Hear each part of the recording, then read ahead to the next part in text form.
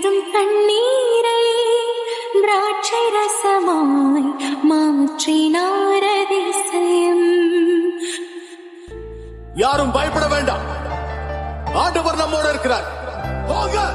செங்கடலை இரண்டாக பிரித்திட்டார் அதிசயம்.